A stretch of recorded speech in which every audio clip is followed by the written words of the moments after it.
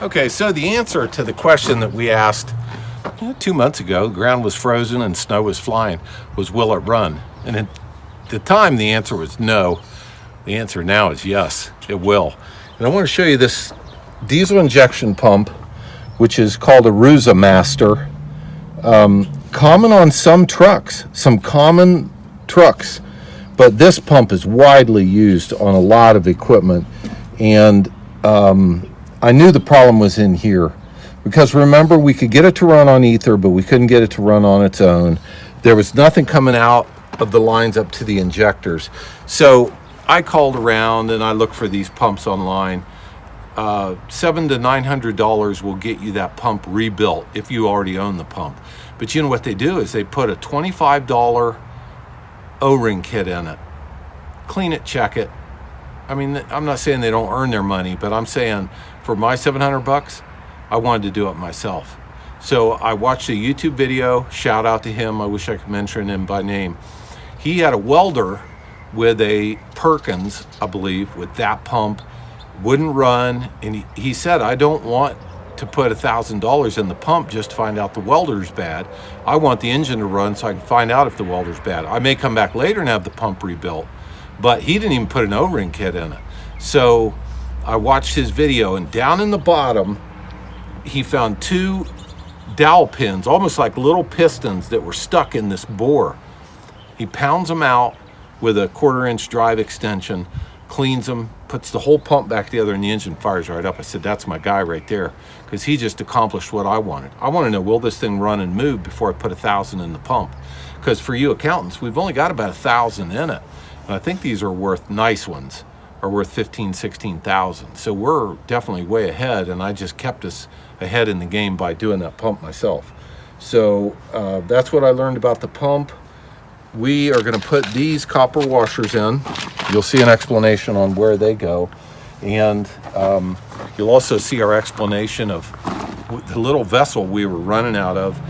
The level would go down really fast. And I asked Grandma, I said, why is it going down so fast?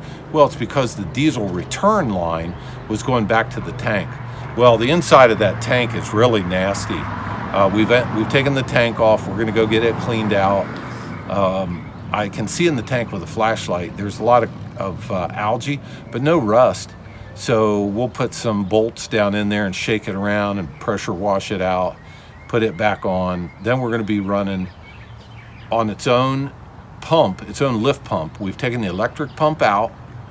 That eliminated a battery and a bunch of wiring. We put a key switch in. That eliminated starting it with a screwdriver. We're going to put the copper crush washers on here. That'll eliminate the leak. Clean the tank, put the tank back on. That'll mean we're running out of its own tank. Then we're starting to get somewhere. So far, we've driven this back and forth in a straight line.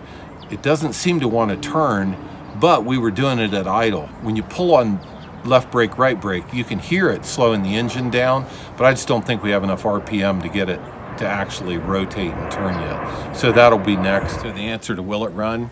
Yes, it will run. For you railroaders, this is an important part of the railroad operation. It's what we're going to do some of the final ditching with, the grading. We're going to pull the chipper around with it, and we're just about ready to start season 2. Season 2 is going to be named Back to the Future.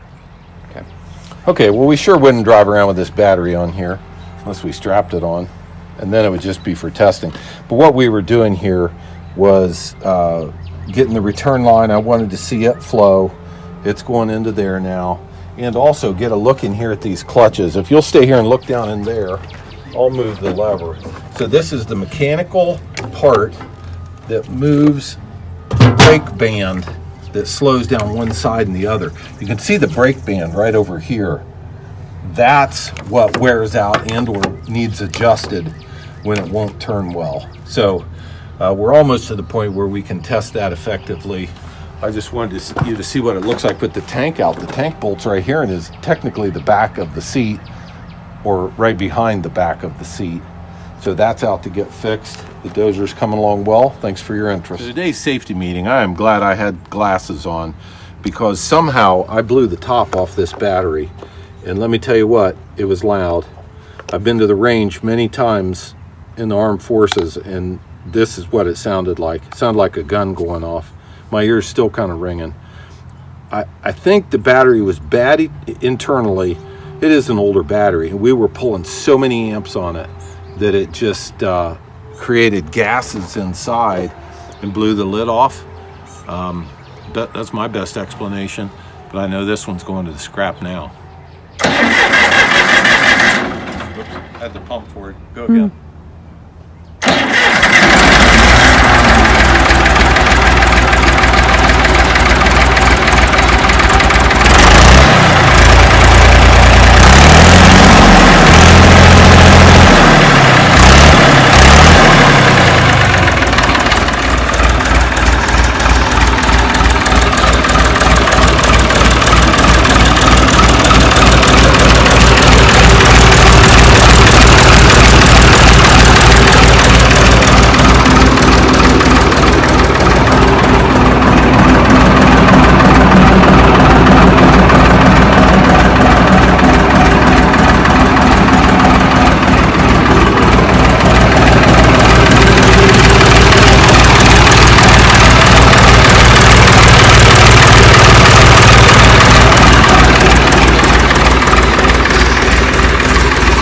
Now this is the fuel tank.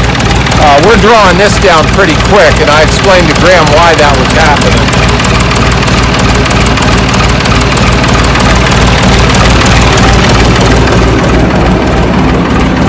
Move right into here. Ready?